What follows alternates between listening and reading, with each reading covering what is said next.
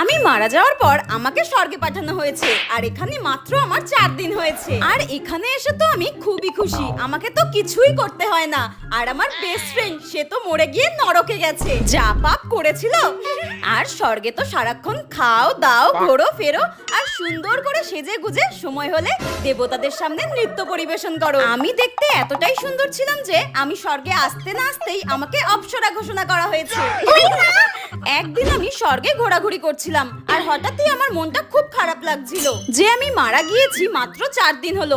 আমার বোনটা নিশ্চয়ই আমার জন্য খুব কান্নাকাটি করছে, একবার দেখি উপর থেকে ও কি করছে। চিকেন রোলটা কি দারুণ।